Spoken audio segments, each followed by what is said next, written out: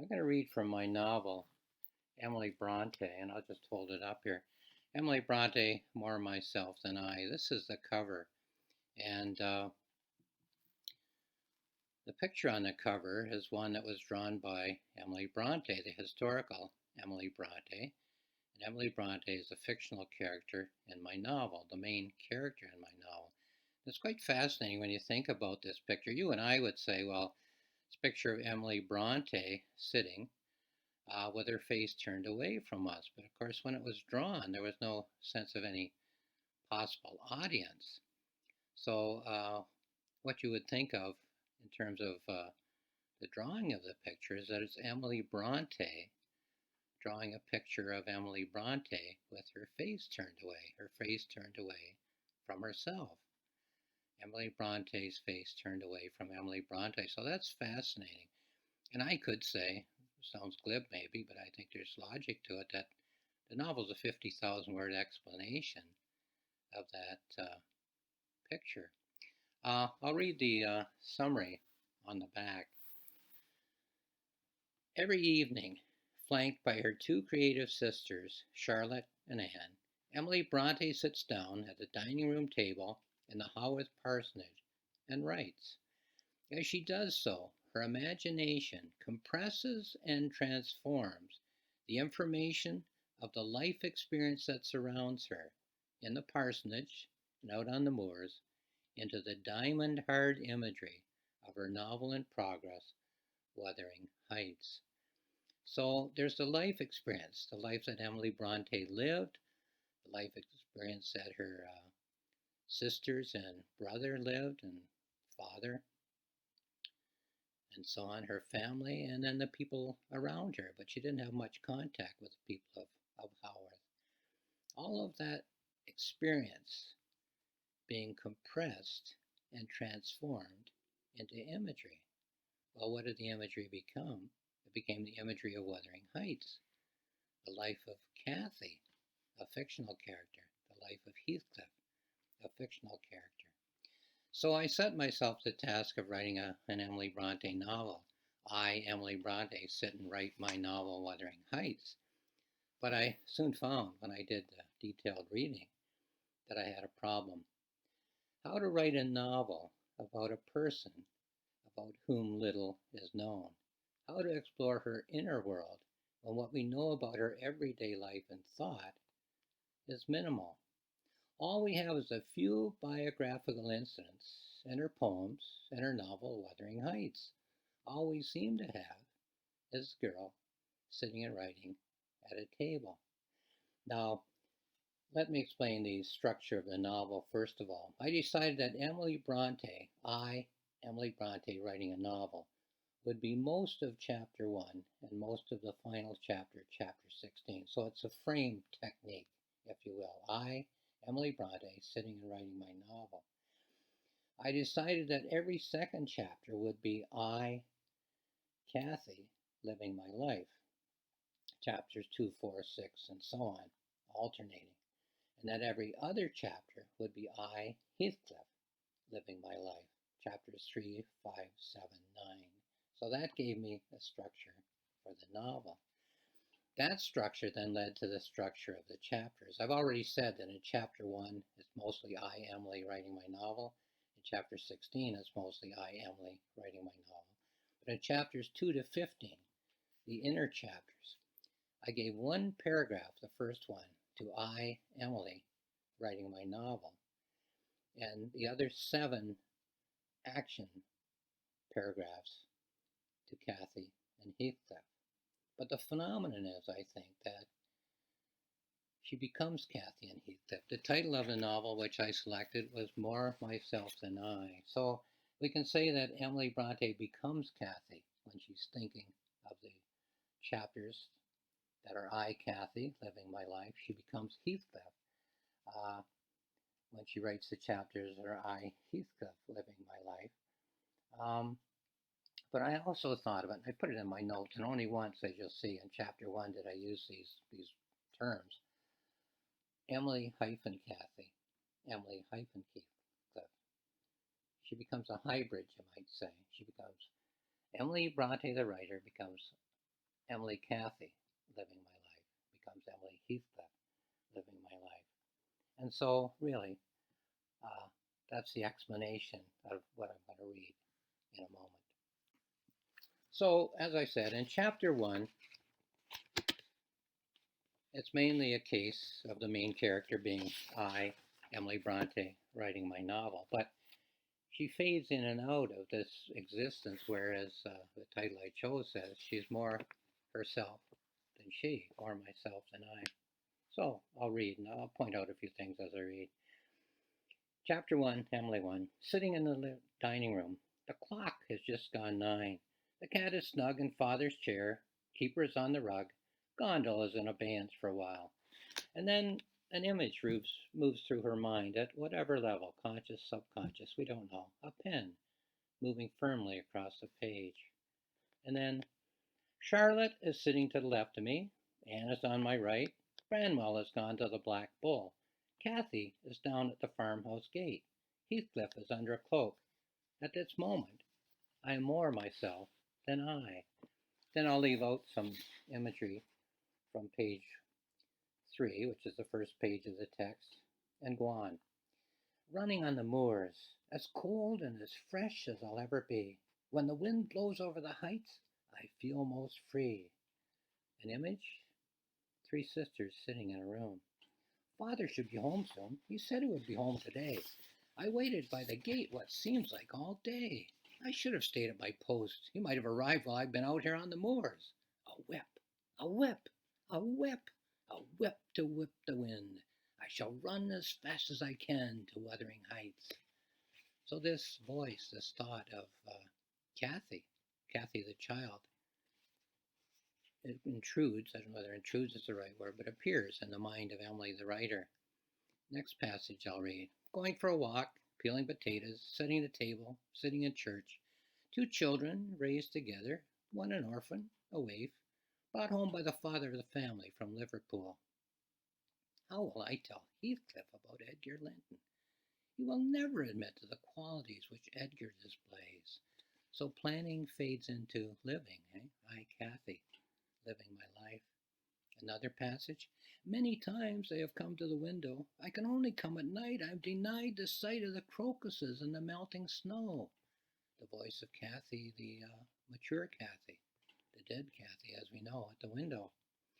Further on. It's extremely cold in these parts. There are hardly any buildings. These people must turn to ice in the winter time. An image? Pens and ink and paper on a table. What does the old fellow want with me? A slave, no doubt, to do his bidding on the farm. He keeps asking me if I'm tired. Well, I can walk further and faster than you, old man. You look like you're ready to drop. If you do, I'll leave you here to freeze in the ditch. Not much further, he keeps on saying. I'll see what he wants with me. Can't be worse than the slums of Liverpool. If it isn't what I want, I'll run away. Well, that's the voice of the boy Heathcliff. Further on, the poems didn't sell. Just as well, like having the public pawing through one's drawers. Charlotte says the novels will sell. Readers enjoy an uplifting tale. My novel begins with a snowstorm out on the moors. Another passage. I've heard noises at the window many times. At times I've even heard your voice, but never once in all these years have you appeared to me. The voice of the older Heathcliff. What is this? What is this? What is this that father has brought? It is nothing but a dirty little boy. A dog asleep on a floor. An image. Why would he bring such a wretched thing home from Liverpool? Soaking wet and not a word? He doesn't seem to know how to talk. Another brother? Another tyrant. Hindley is brother enough is what I say. The voice of the younger Cathy, obviously. Further on, it is early days with the novel. In some ways it's all in my head. In some ways it is yet to be thought of. What comes next and what comes after is what we will see.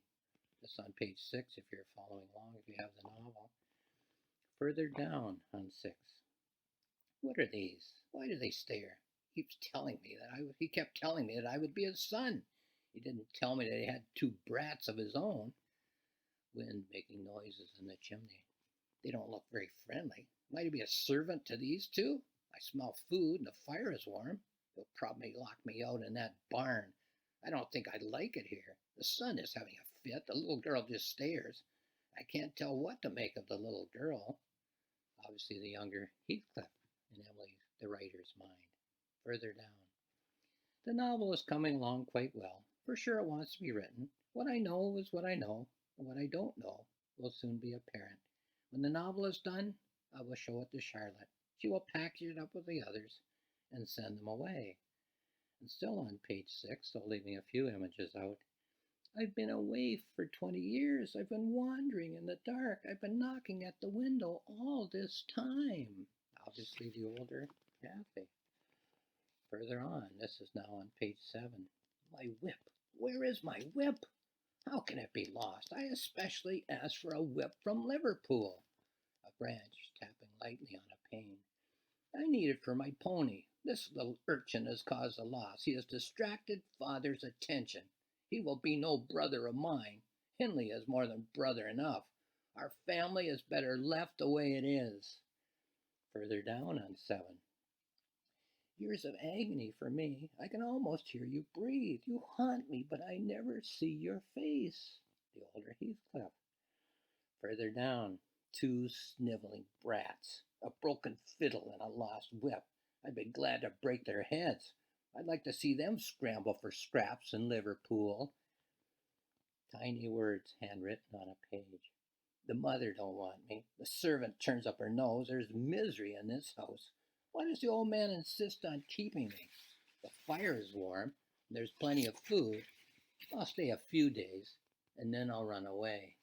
And then the last of the action sections in this chapter, chapter 1. The clock strikes, and I am jerked back down to earth.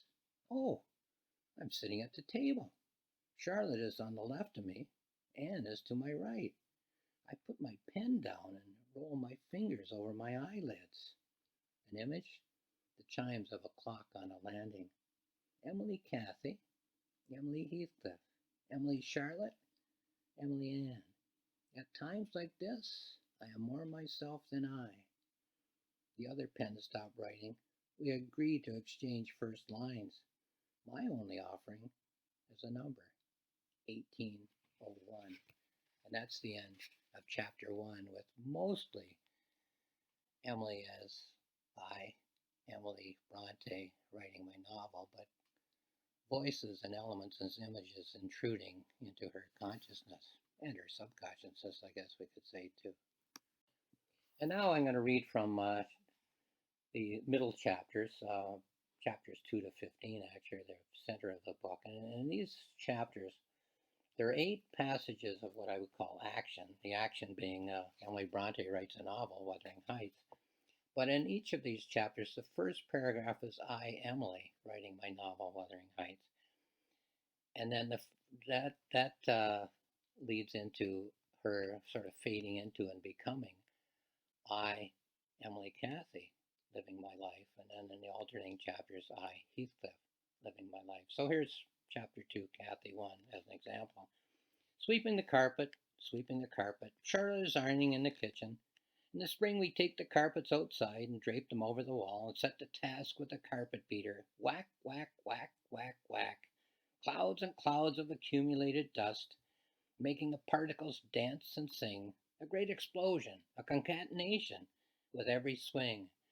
And then an image moves through the mind of Emily the writer, 2 children running, hand in hand. Roaming on the moors, completely wild and savage and free.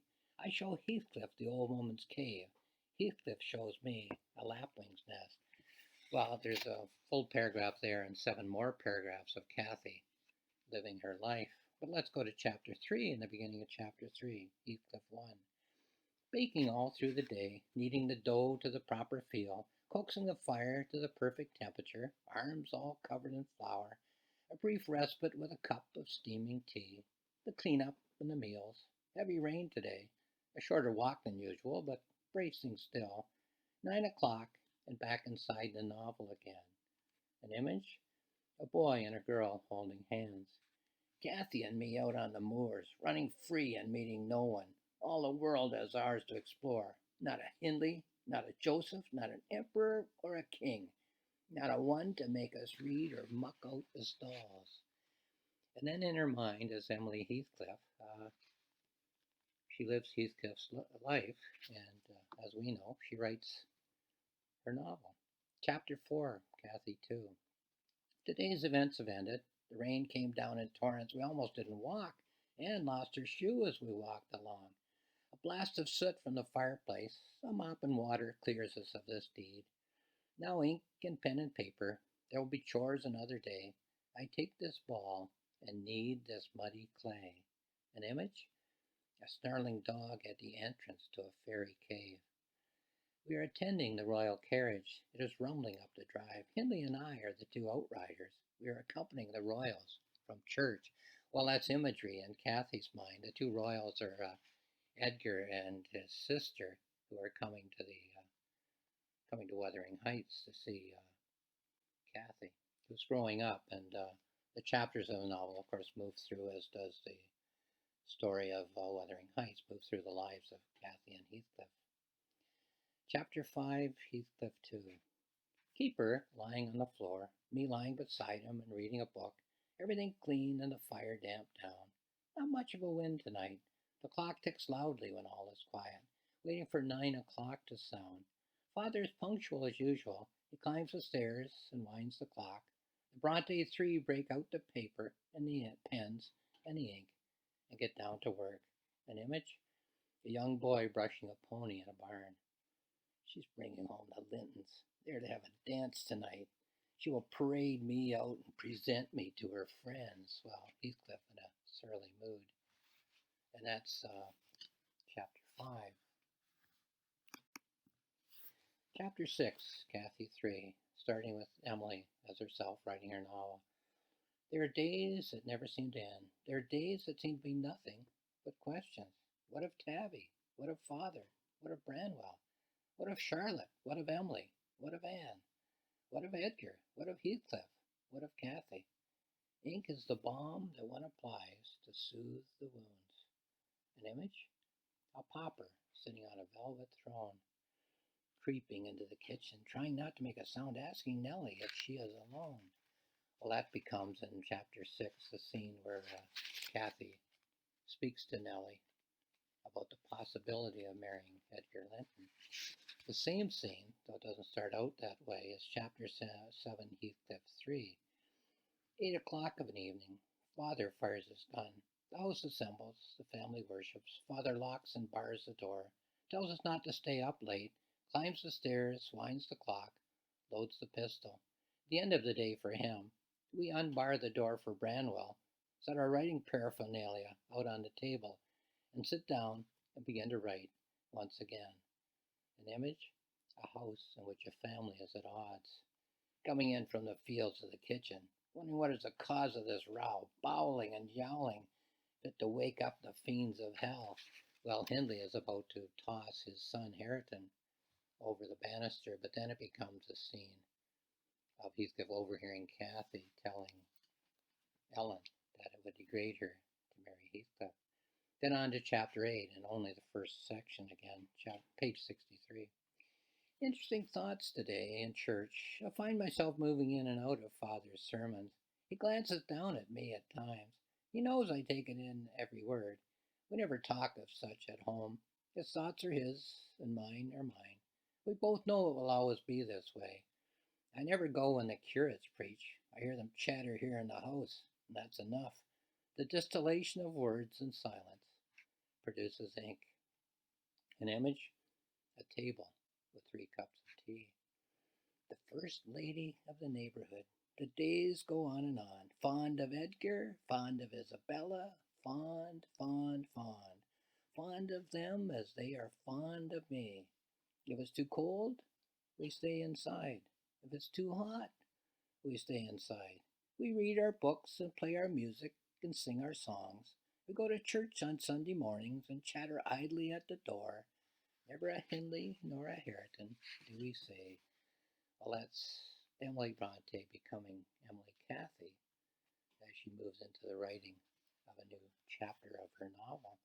Chapter 9, Heathcliff 4, starts out again with Emily Out on the moors for a good long walk today. Swarms of bees in the heather, wild ducks flying overhead, one lone high-flying hawk in an updraft circling endlessly. Hated to tear myself away. Keeper and I both wanted to stay. Home to chores and family chatter and so many other pressing things. Now the table, the paper, the pen, and I am free. A man with a very simple plan is our image. Waiting in the orchard at Thrushcross Grange. The plan is very simple. I will see Kathy. Just see her once. Nothing more. Well, that's Heathcliff coming home from those years away. Chapter 10, Kathy 5, page 83. I prefer the kitchen and the baking. Charlotte prefers making the beds and cleaning the floor. Division of labor. The work gets done. I empty out the slops and sit down to write. An image, a woman with a very simple plan. Peace and harmony, harmony and peace. These words have such a gentle sound. I am the glue that makes the joinery. We shall have unity as long as I am around. So Kathy thinking that, it's a great line in the novel, I can't quote it exactly, but it's in my novel too, that she thought if people loved her, that they would all get along harmoniously. And if you read Wuthering Heights, you'll see whether that worked out um, in the rest of the story. Chapter 11, Heathcliff 5. Should I read this to Charlotte and Anne? They are willing enough to read their work to me. Perhaps I will, perhaps I won't. Perhaps I would choose another passage and let this one remain with me. They say that Dickens is inspired by the thoughts of his waiting readers. Emily Cathy and Emily Heathcliff, the two of us and no one else. We prefer to have no audience at all. A person who is being closely watched is the image. Watching Edgar's sister in the court. She does not yet know I am here. I have been watching her feed the pigeons. I am waiting for something to happen before I approach. Well, that's going to be the elopement chapter.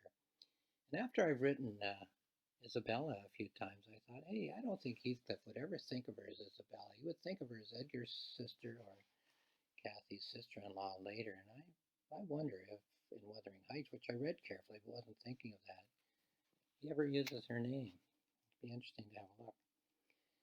Chapter 12, Kathy 6, page 101. Help Tabby with the fire. She's getting old. Help Charlotte with the ink. There's plenty left. Help Anne with the paper on the shelf. Leave the latch unlatched for Branwell. Check the animals for water and for food. Now sit down and dip the pen and maketh the book. A woman who is starving at a feast is the image. Undoing the latch and unbarring the door.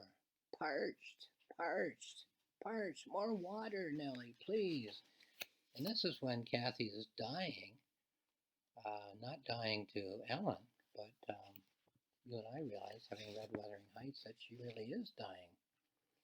Chapter 13, Heathcliff 6. About twice a week, we exchange ideas. We each read a passage, and there's always a comment or two. Once in a while, I raise an objection. Most of the time, I don't say a word. You write your novels, and I will write mine. That is all I have to say. Two of us and two of you. Keeper always agrees with me. So let us dip our pens in the ink and get on with the game. A person awaiting her future in the dark. Edgar's sister's room. A candle in the window. I give the signal for her to come down. No doubt she has made a fine selection for her trousseau. Well, that's Heathcliff waiting to elope. And then let's move on. So that was, was that chapter 13? Okay, so chapter 14, if I haven't made a slip here. Kathy 7. The page unlined and blank, only 7 by 9 with stiff pasteboard covers, but enough of a world to me. All I am and all I imagine, all I have been and all I will be. I only sit here for a moment before I dip my pen in the ink, and start to write. A tale whose words have failed to please. Waiting for something, waiting for something. What am I waiting for? A sense that something has been in the garden. for days and days. Well, this is a Kathy chapter, but Heathcliff has been waiting in the garden while Kathy is dying, really. Chapter 15, Heathcliff 7. Chapter 15, Heathcliff 7. Keeper is a good old dog. Keeper is a good old dog. Yes, he is. Keeper comes out with me in all kinds of weather. Weather good or weather bad.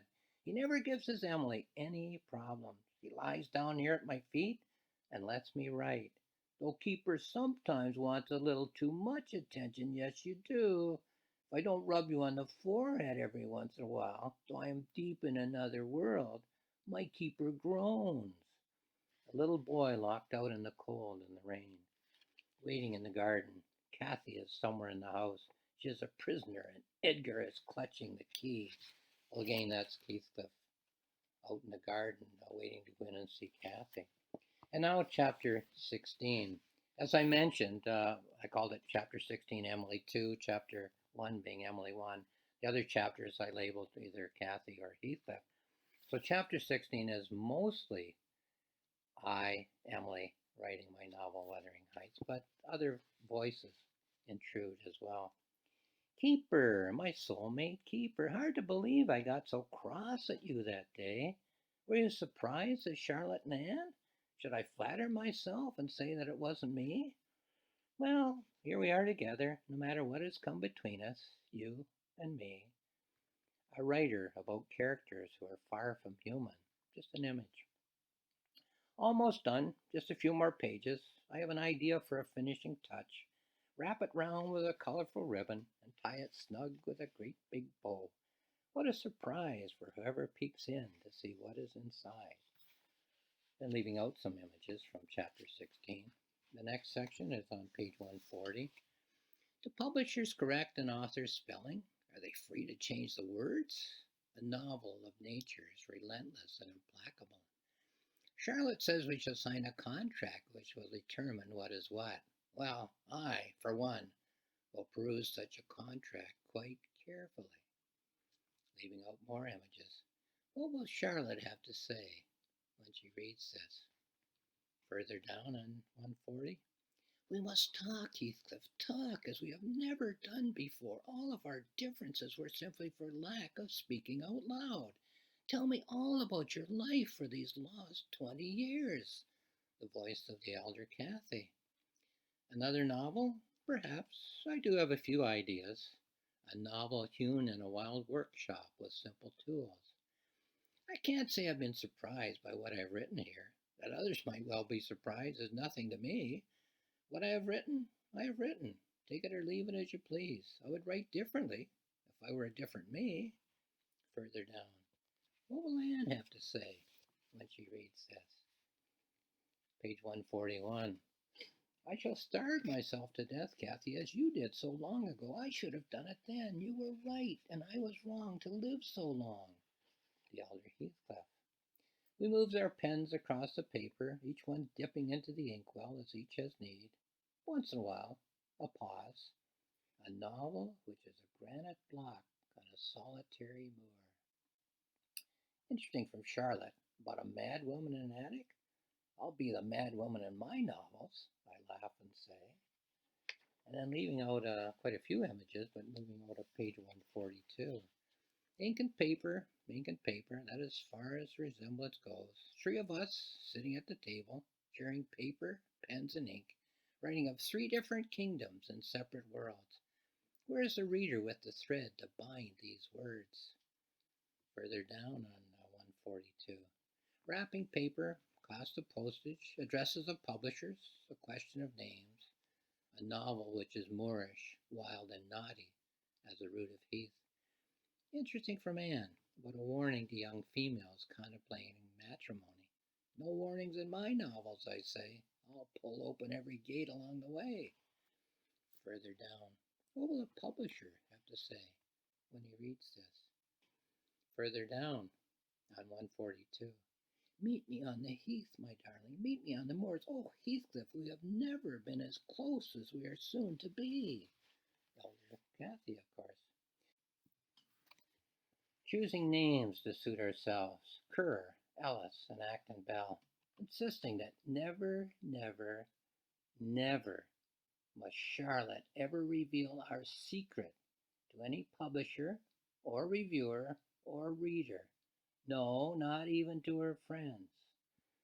An author with a suspicious nom de plume.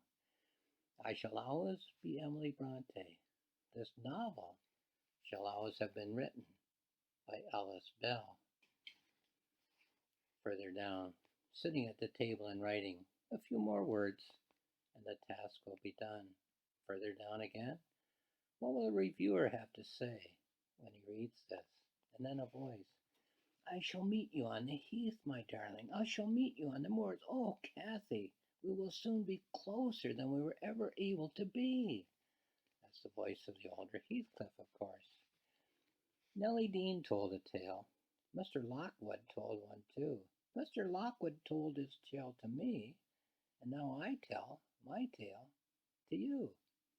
A writer with a strange tale to tell. How would either of us now know what is true? Then the very last section of the novel, Kathy wrote a novel. Heathcliff wrote one too. Kathy's was voluminous. Heathcliff barely wrote a word. And then an image, Heathcliff and a woman under Tanab. They combined them in 2 volumes. They're meeting on the heath to write the 3rd. And that's the end of the text of the novel. Now, I just have a couple of things I'd like to read from my journal in conclusion, and I'll give you a couple of websites you might like to look at. I write a planning notebook while I'm writing the novel, all the way from, I think I could write a Bronte novel, to the point where I have gone through the research and the writing, and I have a full text, a full rough draft, and then I switch over and I write a journal. I do that as I'm polishing the words of the rough draft. So they're both available free, and I'll tell you how to access them for you to read on my website. But first, a couple of quotes from the journal. It is interesting that the friends of Charlotte all felt that Emily Bronte was an exceptional person. They all saw her as shy and non-social, and they all sensed an extra dimension in her thoughts beyond any conversational topics that might have been shared when they were in her presence. So what we have in Emily Bronte is a person who spends most of her time acting in the role of family servant, baking bread and cleaning and minding the chores, and a lot of her time in private thought. She did not keep a journal. She wrote few letters. A possible second novel is not available to us. She wrote Wuthering Heights and a number of poems. Little of what she wrote is in the language of prose. Her novel and poems are written in the language of imagery. So we have her deepest thoughts as expressed in imagery. We don't have her lighter thoughts or everyday prose thoughts, although we have a few, amounting to only a couple of pages. Here's another passage from my journal following along on that question of the fact that we know so little, or a problem for a writer like me. We know so little about her everyday life. It was not that Emily Bronte's life was uneventful. It was just that her life was filled with what we would call small events, but which to her were small patterns of larger events. I would liken her now to Shakespeare and Glenn Gould, though I did not do so at the time. Glenn Gould sought a life of routine, as did Emily Bronte. As a character in my Glenn Gould novel, Glenn Gould Light and Dark, assumes did Shakespeare, because the rhythms and patterns were the same as in the bigger world, and art needs surface routine and tranquility in order to be created.